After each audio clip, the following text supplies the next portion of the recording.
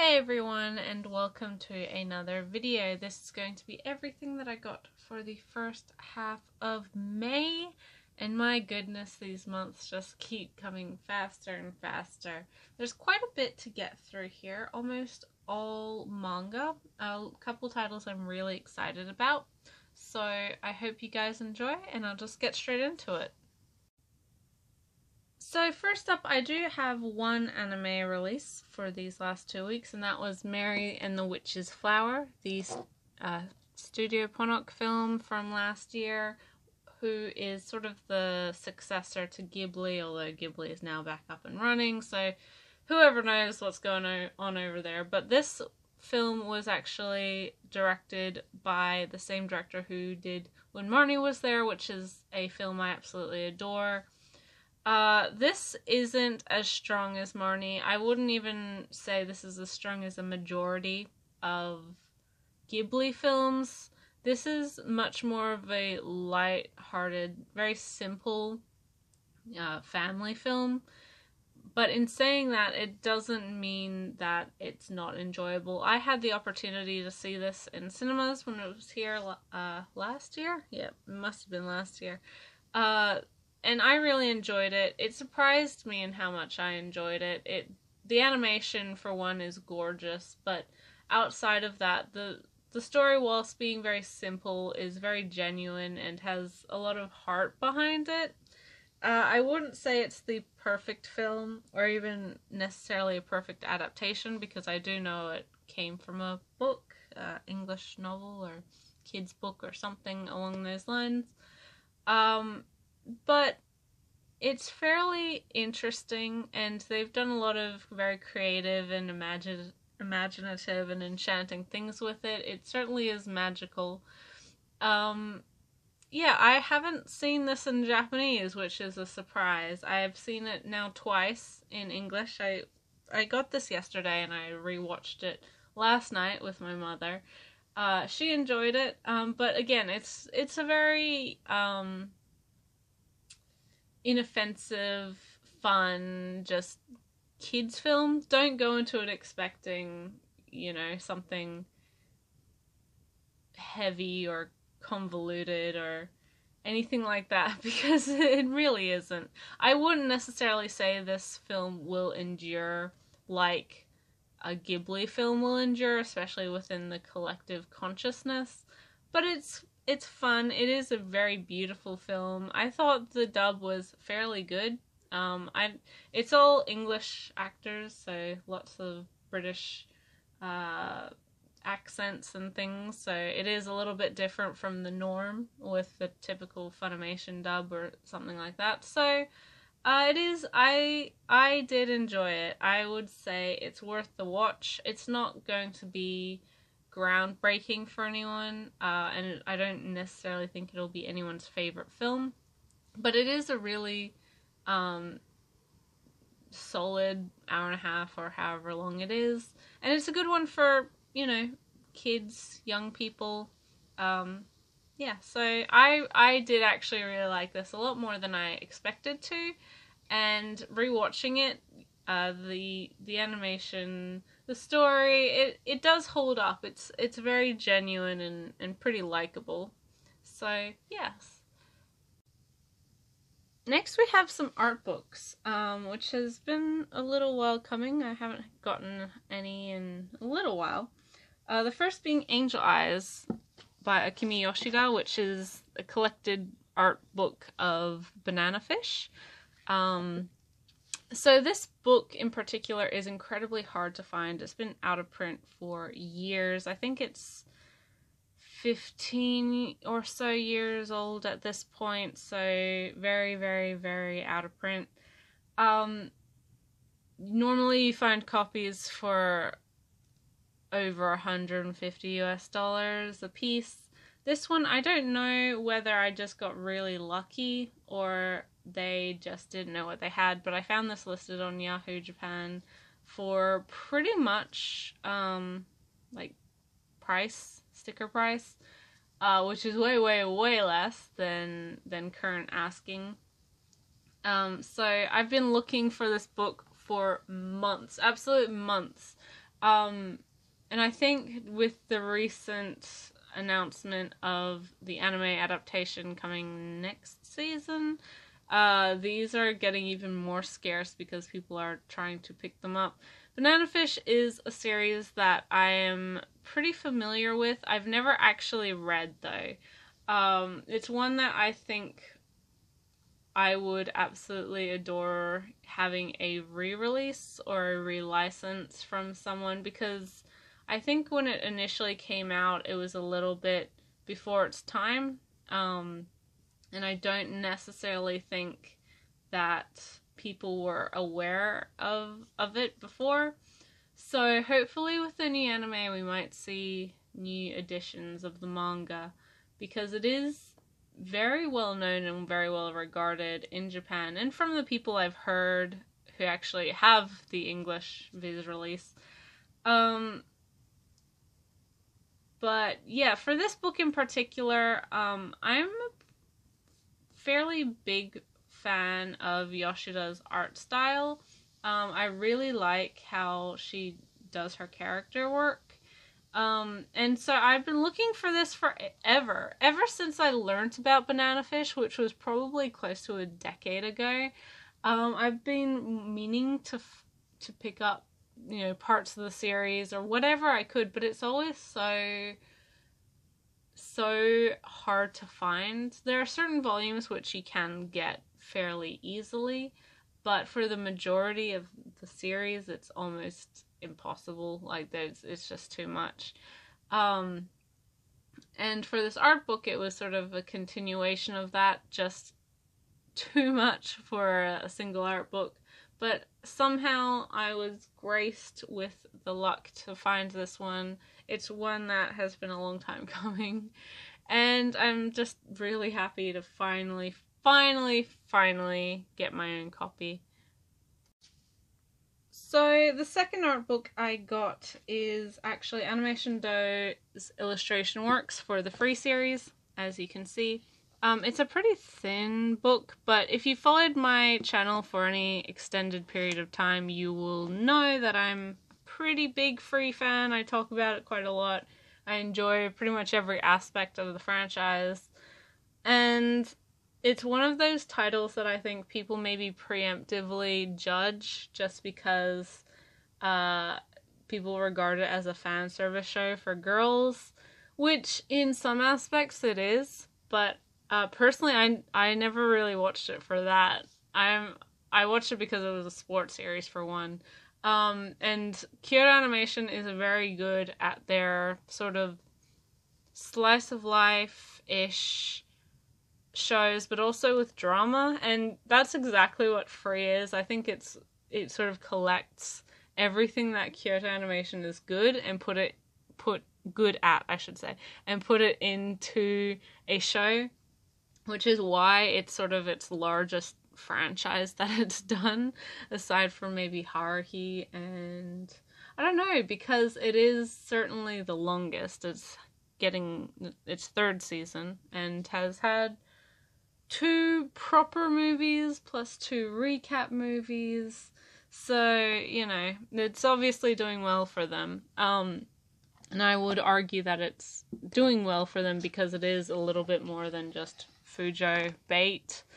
But I do buy these books fairly often. I've got the 2 for the original series, I've got the 2 for the second series, and this one collects artwork from sort of both seasons, but also the high-speed film, as you can see here, and sort of Take Your Marks, which is the other sequel film. So yeah, this is a little bit of a hodgepodge. It's just generally marketing art and stuff they use for merchandise and things like that. The same as the other illustration works. So yeah, pretty much exactly what I expected. This one also came with a poster book, which you can see here, and it's basically just a book of all the characters. I guess there was some sort of like poster run that they had, But you can't take these out of the book. It's just part of, like, it's bound together. And there's a hole so you can, like, hang it up. But I wouldn't personally do that. But it was just like a little extra thing. Generally, these books comes with, like, drama CDs or various things of that nature. So I obviously didn't read the listing right. So I was like, oh, what is this? And who is that? So, yeah, I mean, this isn't... this is a very indulgent thing for me because I'm a really big fan of Free. I think it's a very good series for more than just like a fan servicey Fujo show. I think it has a lot of very relatable personal drama in it, especially the second season. I am hoping that trend continues in the third season. It's just a really likable series, and the characters are very likable. But, you know, I shouldn't have to convince anyone either way. You either like it or you don't, and I really do like it a lot. So I've got that. That is the newest book from Kyoani. I don't really buy the, like, creator's notebook where they have the keyframes and sort of the process of animation. I'm sure they would be fascinating, but I don't have that much space. So I tend to just get the full colored, like, merchandising and key art pieces and magazine spreads and those sorts of things. Yeah, so there's that.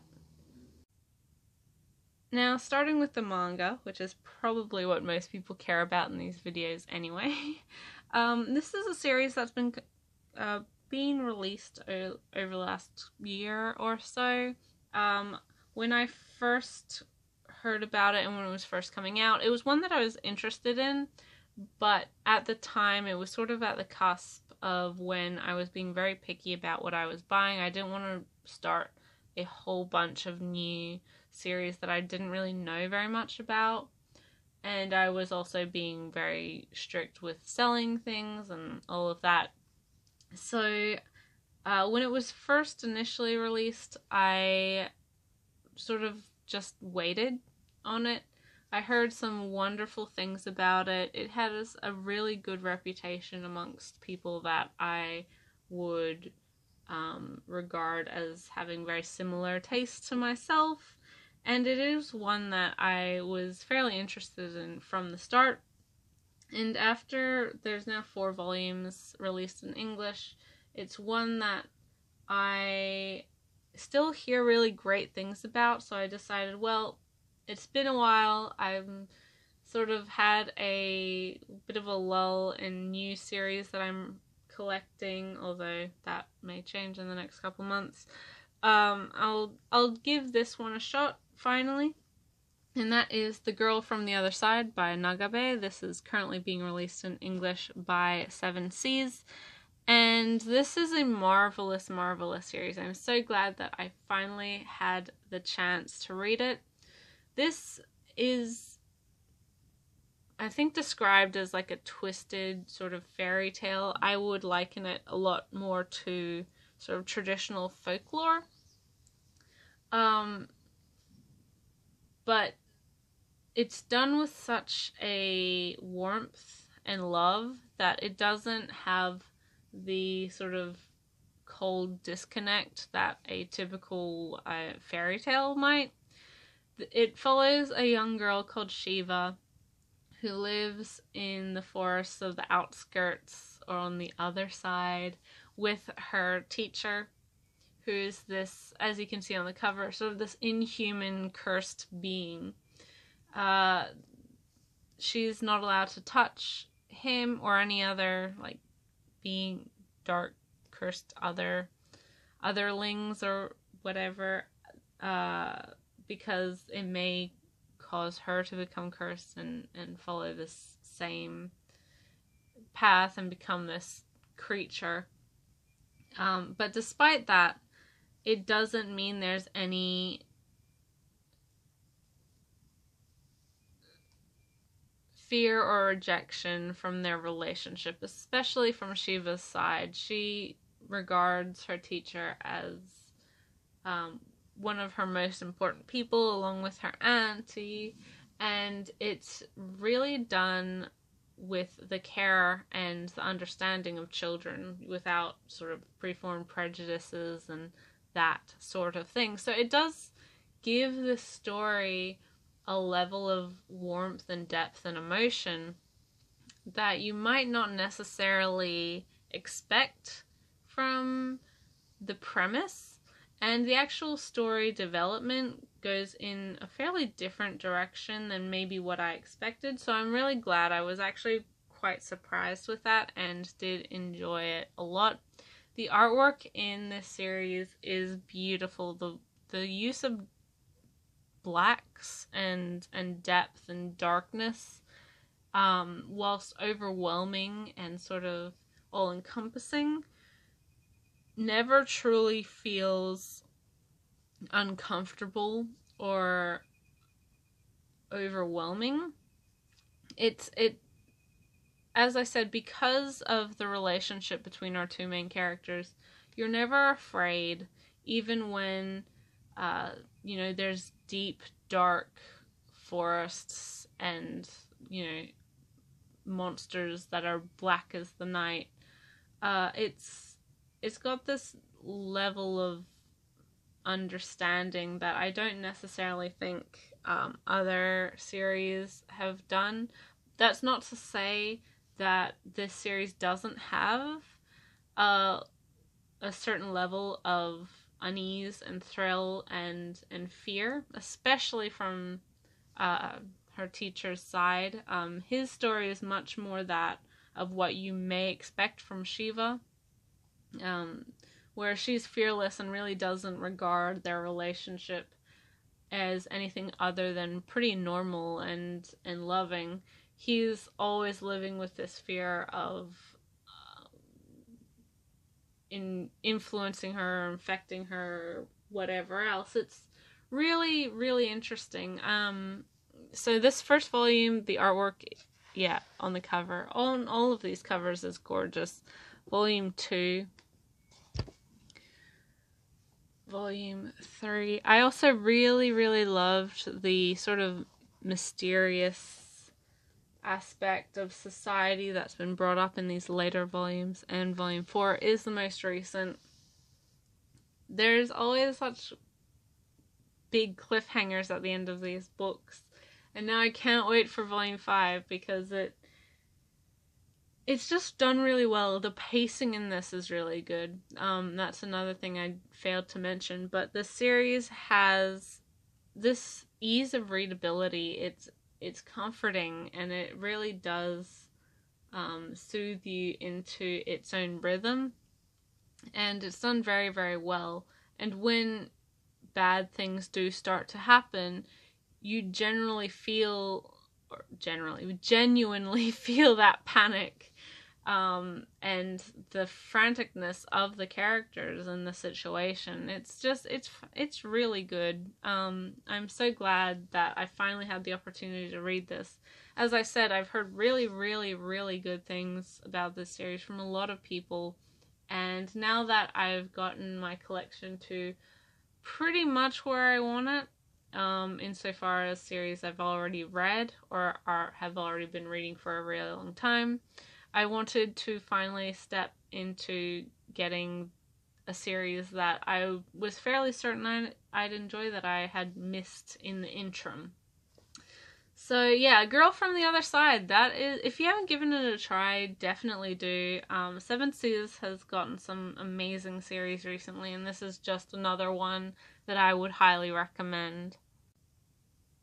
Continuing on with Seven Seas Manga is a series that I have just been anticipating ever since its license announcement, and that is the autobiographical story, The Bride Was a Boy by Chi, which follows a young trans woman as she prepares for, sort of her relationship, but also preparing for her wedding, and her personal experience with being a transgendered person in Japan, and sort of how her personal experiences, how she came out to her her now husband, her family, and sort of having to juggle between the people who previously knew her as like her male self that grew up, compared to people who've only ever known her as a woman.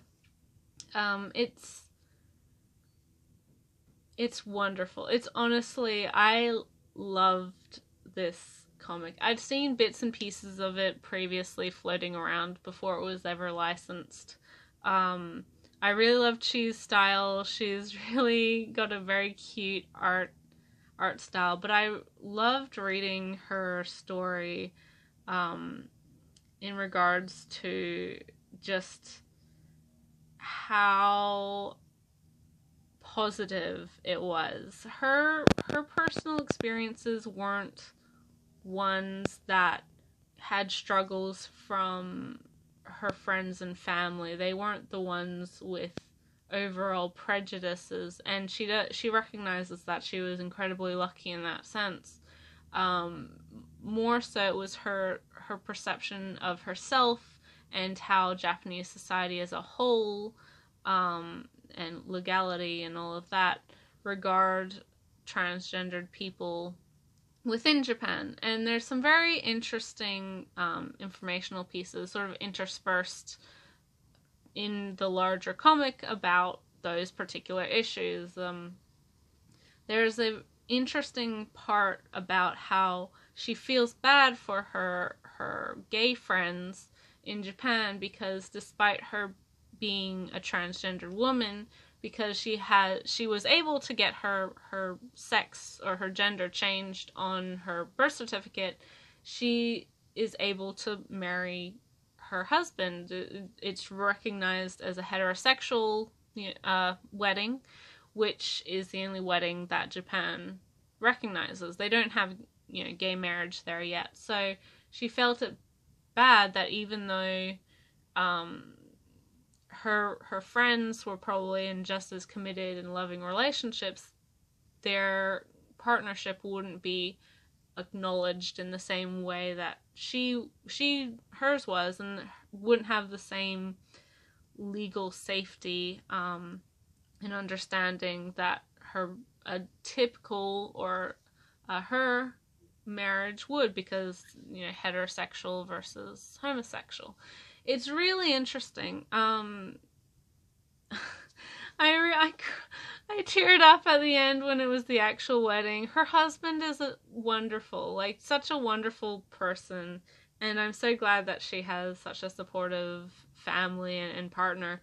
And I think this is a really nice story to have, because it is so positive and so full of hope, sort of overwhelmingly. There are parts where she has self-doubts and she has upsets over the current state of things, especially in Japan, but sort of as a global society, how people within the LGBTIQA whatever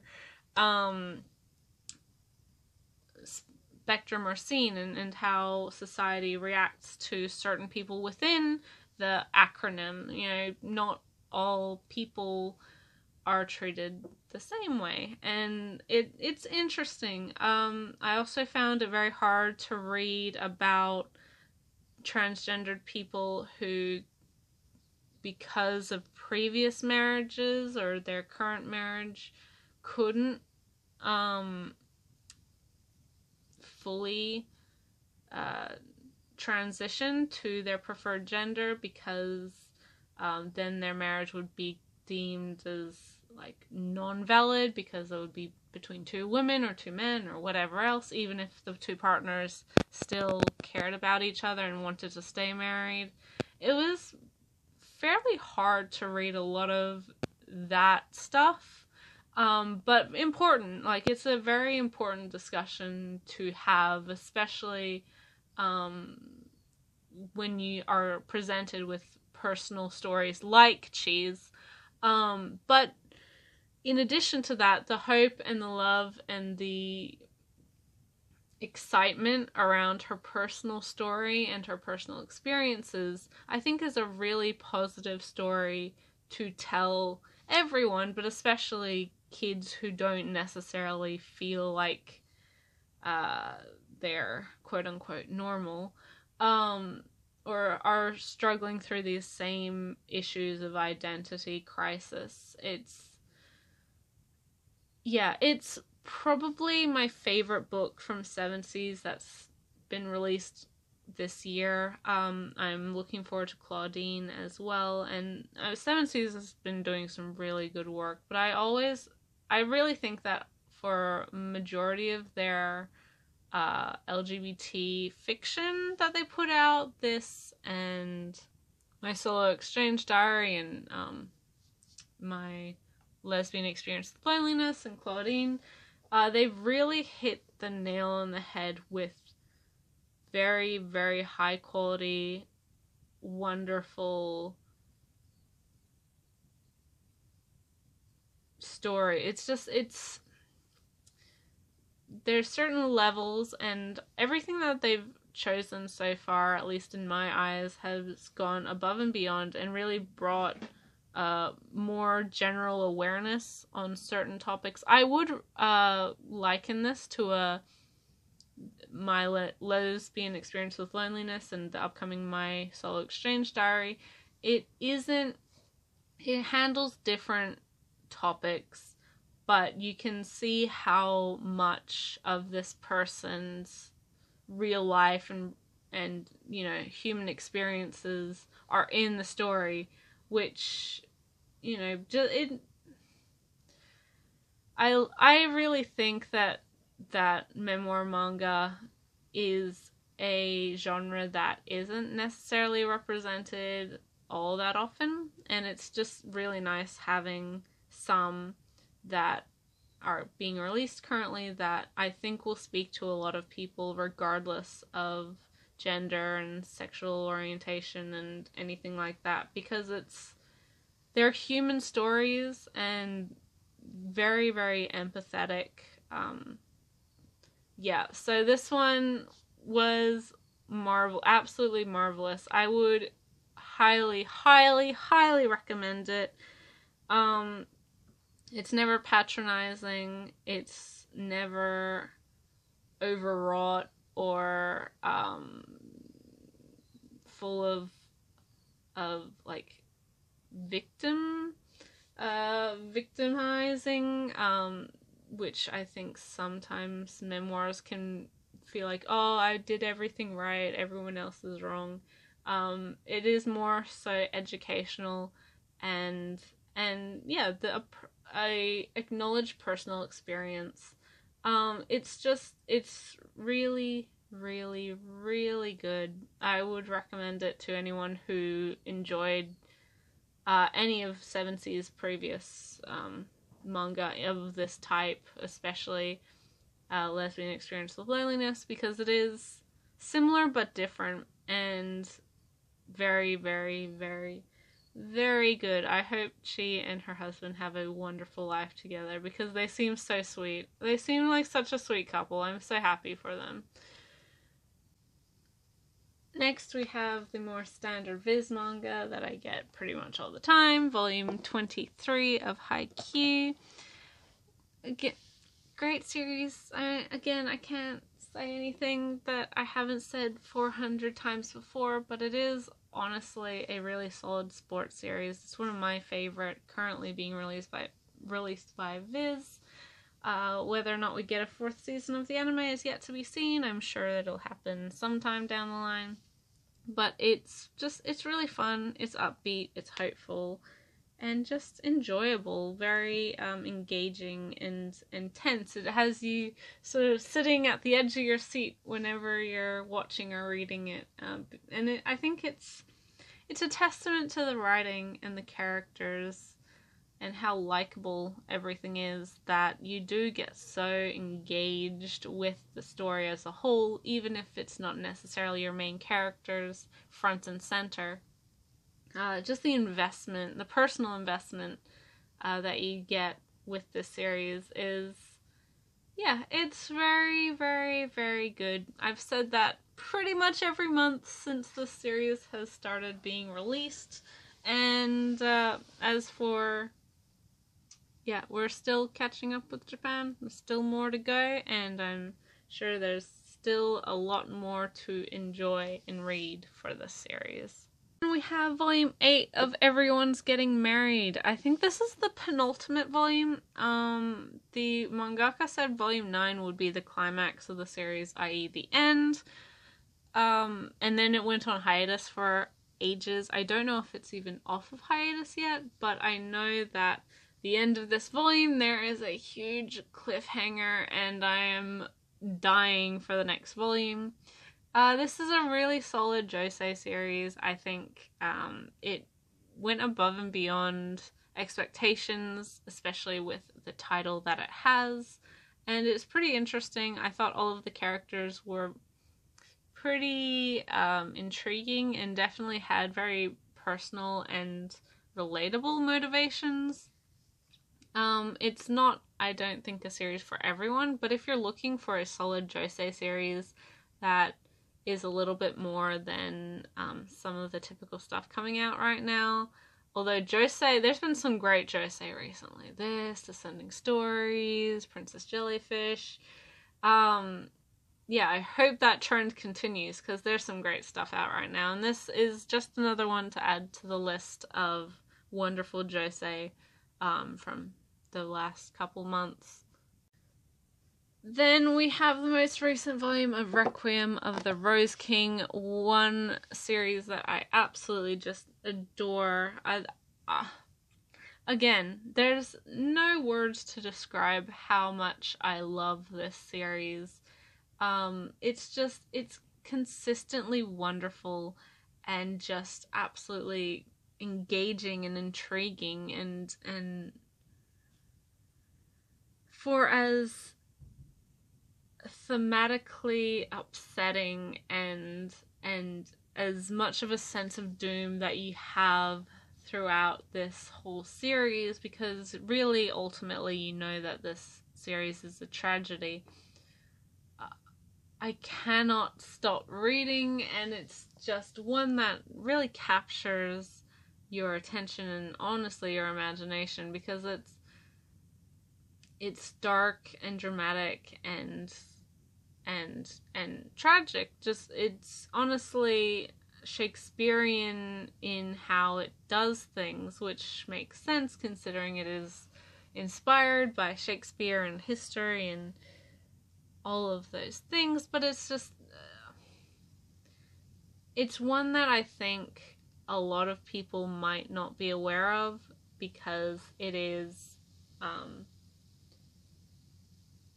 maybe girly looking, or it's written by a woman. Technically it's a shoujo, but it's not part of Viz's like shoujo beat imprint. It is just under the Viz line. But it's like hauntingly gothic and interesting, just really interesting. Aya Kano, I have enjoyed her other works that I've read, most notably being Ottoman, and they have a lot of very similar themes, but in completely different settings. And I personally enjoy Requiem of the Rose King more than Ottoman, but that idea of gender and presentation of, or performance of gender and expectation and all of these things, faith and dedication and adoration as well. It's fascinating to read and just captivating. I couldn't give a higher recommendation to the series because there is no higher recommendation. It's one that I think is just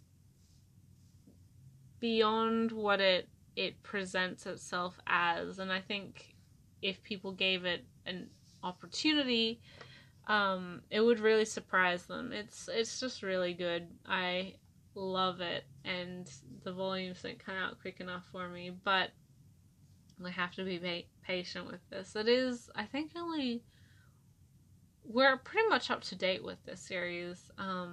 We might be one volume behind, but it's one that continues to be consistently good, and I yeah, I cannot recommend it highly enough. As I say with every volume, it's so good. It's so, so good.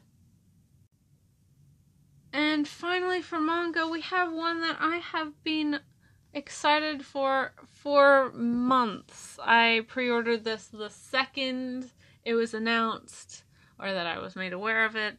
This is the Full Metal edition of Full Metal Alchemist, the manga by Hiromu Arakawa. As you can see, it's a hardcover book by Viz. This is the Kanzenban edition, so it's 1.5 volumes worth of chapters, which means 6 chapters in this book. It's archival quality paper, so glossy, as you can see.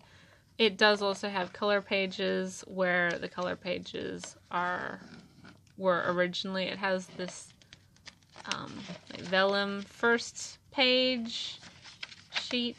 It's gorgeous, and most importantly, for me at least, the translation has been updated from the original Viz translation, which, considering the age of the series, is quite patchy, a little bit inconsistent, because this is set in like a weird fantasy world. Some of the spellings of place names especially, weren't consistent. Some of the language, I think, was toned down because it is, at the time, Fullmetal Alchemist was such a hot property. People were getting into anime via Fullmetal Alchemist, and so the manga had to be more friendly for general audiences. There was some light censorship on certain art panels, things like that.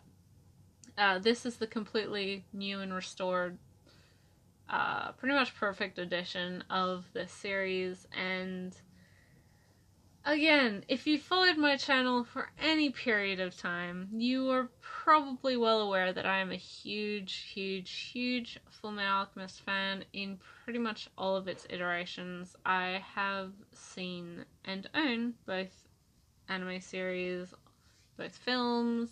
I've seen the live action film. I own the light novels. I've never played the video games because I'm not much of a gamer, but I'm ever since I started reading or watching anime, reading manga, Fullmetal Alchemist was really one of my first series, and it stayed with me. It's endured as this title that is just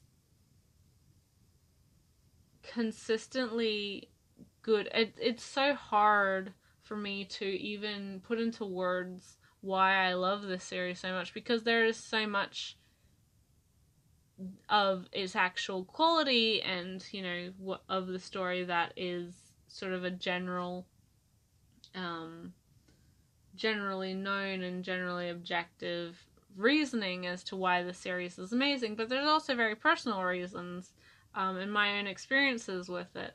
And Fullmetal Alchemist, I think, is a series that anyone can enjoy. It has elements that, on the surface level, are pretty typical for shonen. It's got this magic system, quote unquote, of alchemy. It's got, you know, a tough, spunky main character, and then the more mild-mannered younger brother. It's got, you know, lots of interesting and cool powers, and then this larger overall conspiracy from other evil beings, and then you have the personal goals for the characters. It's a pretty standard shonen setup, which is why I think it appeals to a lot of people. But within that story, you have this very intricate, intimate look at guilt and war, and I mean, PTSD was a huge part of the first anime series, as well as the later parts, the manga even. You know, personal responsibility and you know, how you interact with people and your family, and what you would do for the people you care about, in comparison to what you would do for yourself.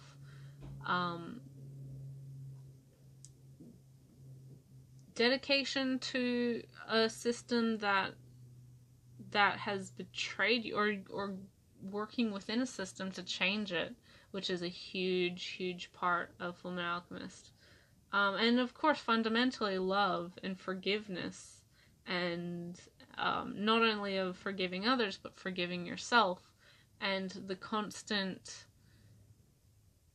hope to try and fix the past, and redeem yourself, and find this redemption from others, and try to fix problems. Take personal responsibility. That's a huge part of this series. It's wonderfully done. And then on top of that, you have these characters that are so... I mean, you have your cocky shonen protagonist, who is fundamentally physically disabled. He has 2 limbs that are, completely gone, replaced with this automail, and sure, it looks cool, but Arakawa never hides the fact that it's an incredibly grueling process to try and even learn how to do anything. It's incredibly painful surgery, and very finicky, delicate machinery that is strapped to these people's bodies. So you have that. You have very blatant, exploration of racism and war because of that, and class divide, and all of these things. You have your female love interest character, who is so much more than just the typical childhood friend. She has her own wants and hopes and motivations, more so than I've seen in a very large amount of shonen manga. Winry and Izumi and Risa and all of the female characters in this series are interesting and unique, and have their own reasons outside of doing things for their male cohort. They're the main characters and the other men within the story, which again is not something you see all the time in shonen. They're sort of there to help the protagonist and nothing else. And all of these stories, all of these smaller stories and smaller themes are interwoven into a larger story, I should say, that never forgets about elements. Plot things aren't brought up and then forgotten by the end. Everything, I've said this before with Fullmetal Alchemist, Hiromu Arakawa, from the very first page of this series, right here in front of you, knew exactly how she wanted to end the series. I don't know how much the story was extended or shifted around throughout its production, or publication, I should say, but this wasn't a short-term thing. She knew what she wanted to do and how she wanted to do it and how she wanted to get there and the things she wanted to explore in the interim. It's just marvelously done. Again, I've owned this series in 3 different formats, manga-wise now. I had the Cheongyi English releases. My sister has her own set, which she's kept, which is the Singaporean Australian edition, which was English, obviously. That was the local release here in Australia, and then last year, or the year before, I bought the Viz box set of their release, but again, I sold that one on because, even more so than the Cheongyi release, the inconsistencies were exacerbated with the translation and the quality, and when this was announced, I knew that this was the version that I wanted to own as a fan, and I think as a manga collector. But if you're a fan of Fullmetal Alchemist, which I would expect a lot of people are, if not the manga, then the anime. Because for my generation of fans, it was this and Death Note that really got people into anime. This version of the series is the one you should be picking up. It's a little bit pricier. It's like 17 to 20 US dollars. I don't know. I only know what it is in Australian. A little bit pricier than a standard volume, and it's not quite like a proper omnibus. It is only 1.5 volumes worth. But the hardcover quality, the paper quality, the printing quality, just the overall quality of it is phenomenal, but at the same time, it's the version of the release that has been put in as much love as it has. You can see that this set of books will last you. It's worth the added, expense. It's much better than the JoJo hardcovers, which I have only seen. I mean, my sister only owns the first 4, so I'm not up to date with that. But comparatively, this is bigger. The book is bigger, and the actual binding is nicer. Again, the paper quality is way better. So if you're buying JoJo, and that pricing is fine for you, this shouldn't, really be a problem. Unless you just want the whole series at one time, then buy the box set. But I don't know. It doesn't make sense to me to not get something that's been polished up this much and has come out in such a wonderful way. I think it's some sort of anniversary for Fullmetal Alchemist. I don't know. I can't remember. But it's one that has been part of my life for a very long time. From the first days of being a dorky Japanese media fan, and I'm sure that's not going to change in the future. This is a story that I would recommend to anyone, and if you haven't ever had any experience with Fullmetal Alchemist outside of people's recommendations, this manga is the one I would recommend picking up. Yeah, just outright. It's no question. Don't even bother with the singles or the box set or the 3-in-1 omnibuses. This is what everyone should be reading, but especially fans, especially people who are already aware with it. But if you want the best quality one, this is what you should get. Next we have some light novels, both from Yen On. The first being the second Wolf and Parchment New Theory Spice and Wolf. If you're not aware, I am actually one of the full-time reviewers on EnglishLightNovels.com. I did do a review for the first volume of this series, as well as the most recent volumes of the parent series, Spice and Wolf. I will be doing a follow-up review on this volume as well. I've done a lot of Hasakura reviews recently. But yes, this is a spin-off of the original Spice and Wolf. Spoilers for the ending of that series. I wouldn't recommend you jumping into this one without knowing Spice and Wolf, and probably, hopefully, finishing the original 17 volumes of Spice and Wolf at least. Because it's a pretty obvious spoiler. You can just on the cover here. But it is honestly a lot better than I ever expected. I said in my review of volume 18 of Spice and Wolf, which was a bunch of short stories, that I really wasn't a fan of Muri's character, who is this character here.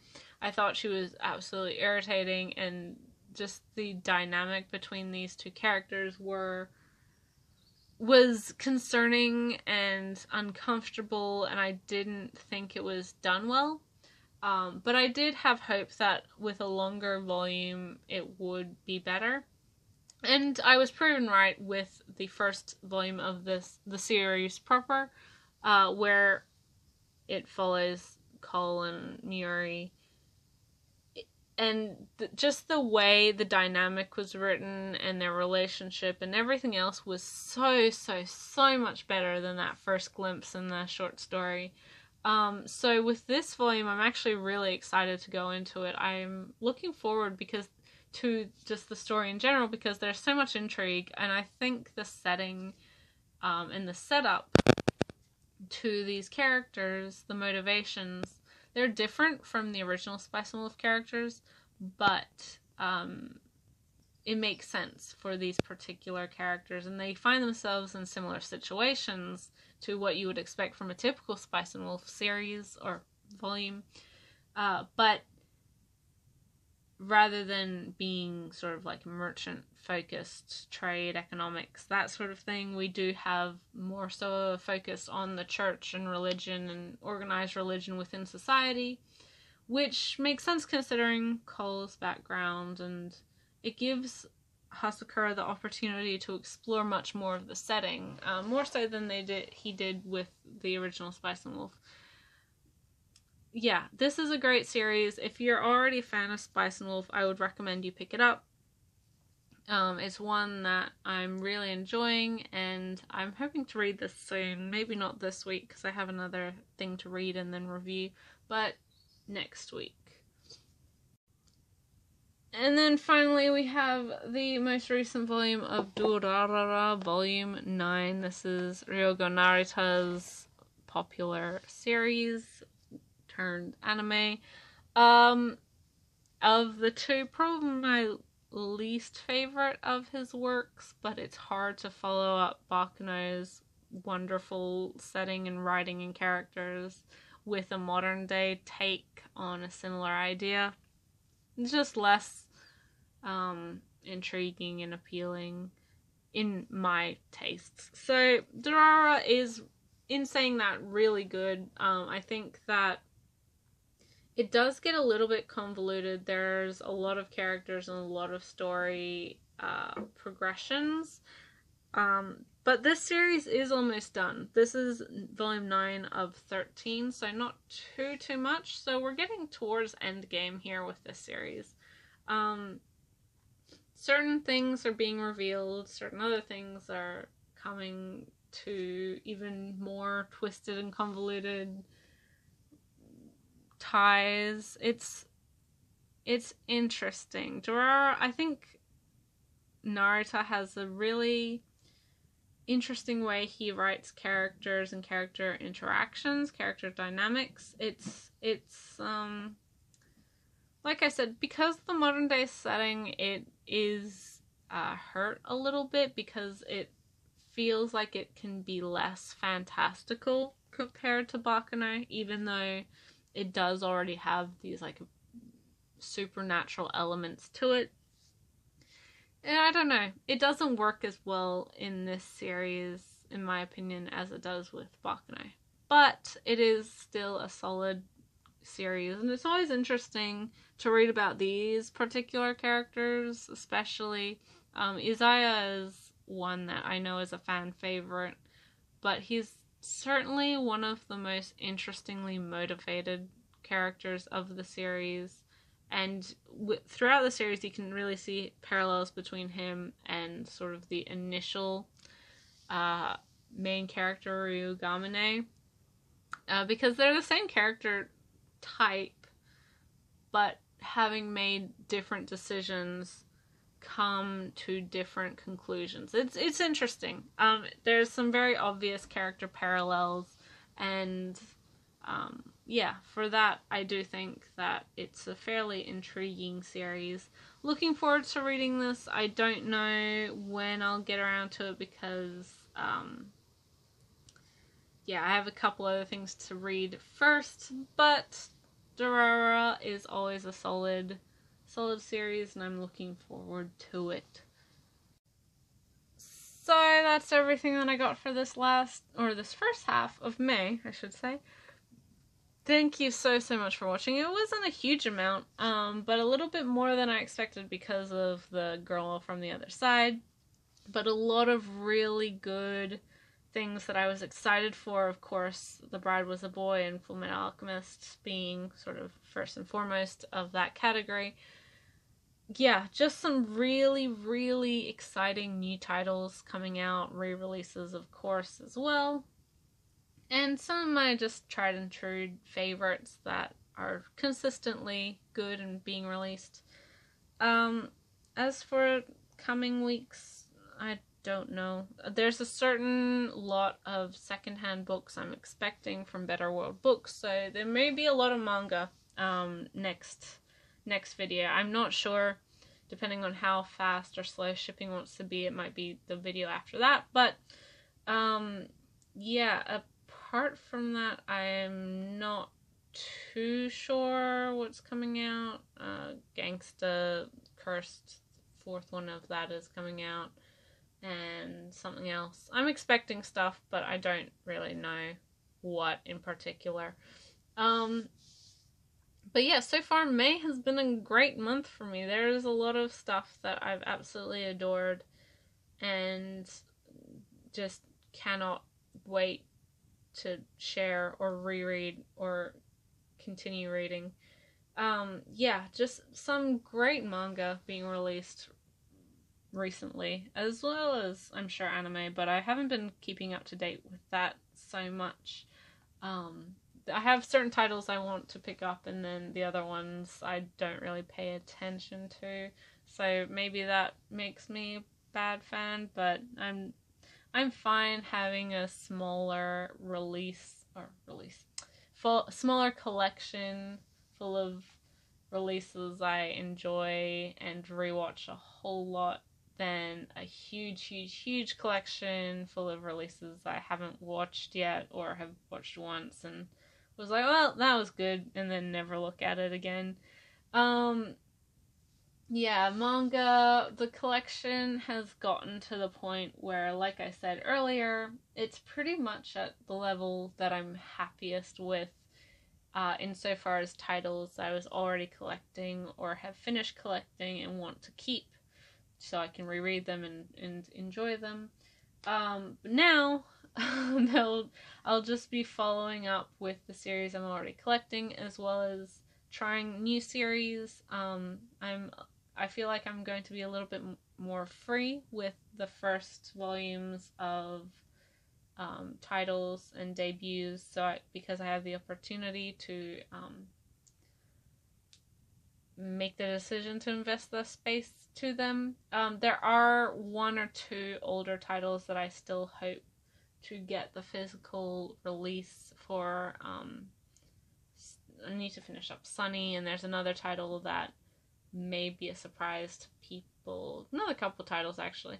I don't know. I'm a big manga fan, and there's a lot of different stuff I'm very interested in. There is one I haven't got any volumes to yet. I've bought some on Kindle, but haven't got any volumes to yet physically, that I hope to get the entirety or what's available in physical format, and that one's a longer one, so maybe in the next couple months that's what I'll be focusing on, but until then we'll see.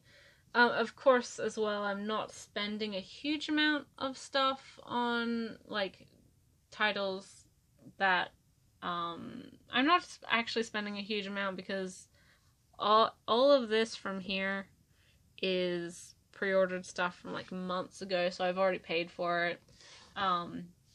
So yeah, I'm saving for my South Korea trip, so I don't expect a huge amount of hauls or like with a lot of books in them before September, but we'll see. It's always a we'll see. But thank you so much for watching, guys. I know this is a little bit of a longer one. Not the longest, I'm pretty sure, hopefully. But still, there's a lot that I wanted to talk about, a lot of series that I'm quite passionate about, if you couldn't guess, and certain titles that I'm really excited about reading and owning, and hoping that other people will read and enjoy. So, yes, thank you so much for watching, guys. As always, it's been a pleasure. I hope you guys enjoyed, and I'll catch you in the next video, guys. Bye till then.